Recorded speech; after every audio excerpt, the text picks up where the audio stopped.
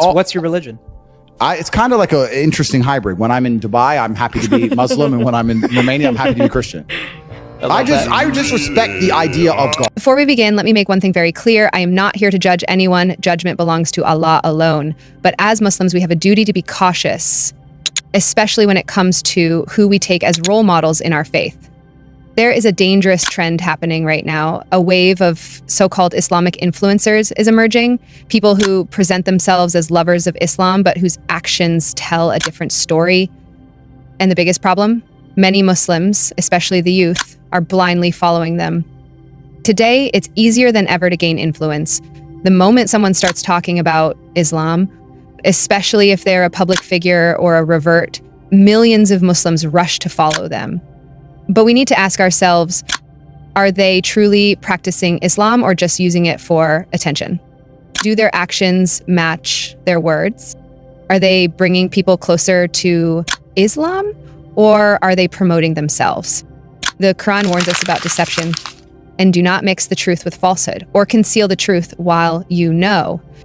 Many of these influencers mix a little bit of truth with a lot of personal agenda, and that's where the real danger lies. Andrew Tate. Before his conversion, he was known for his controversial and materialistic lifestyle, but when he started speaking about Islam, millions of Muslims rushed to defend and support him.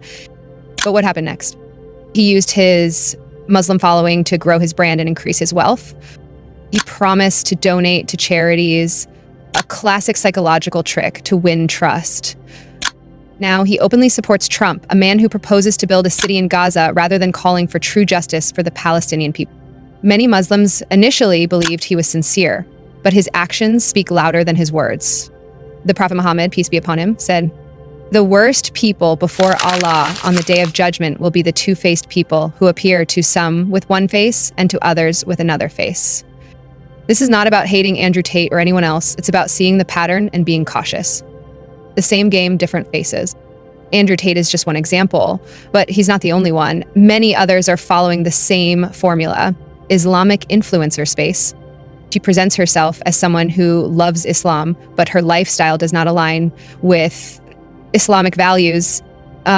Faith is a personal matter. It should be between you and Allah. Many young people follow her, and she has turned trends like using ChatGPT into a means to gain fame and wealth under the guise of Islamic content. She is influencing young Muslims in ways that don't always align with our faith. If you look at what she posts, it doesn't always reflect what Islam truly teaches. What I'm trying to say is that people like her use Islam to gain fame. Without it, they wouldn't have the same level of reach or influence. The Prophet, peace be upon him, warned us about blindly following others. A man follows the religion of his close friend, so let one of you look at whom he takes as a friend. These influencers may not be your personal friends, but in today's world, social media friends have just as much influence, if not more. The psychological manipulation behind it. This is not random, it's a calculated strategy. In psychology, we know that. People are more likely to trust someone they see as part of their group. Converts gain massive credibility just because they chose Islam.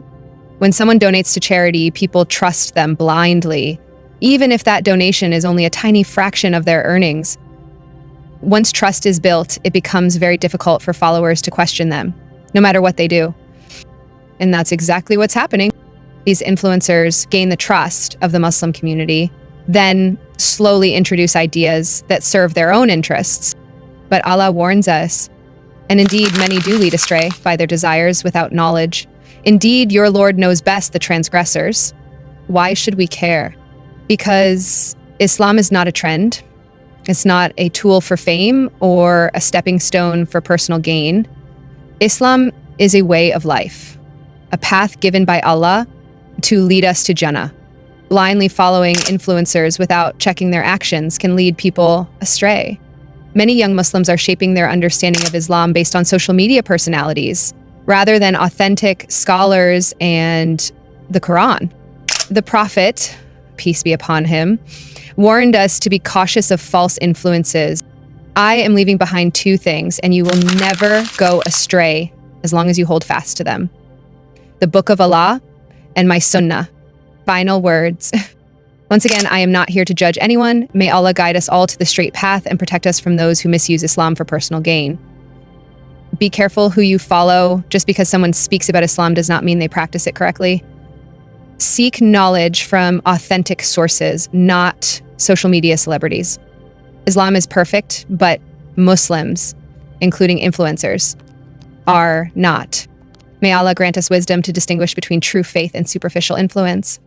Don't be blinded by the hype. Seek the truth.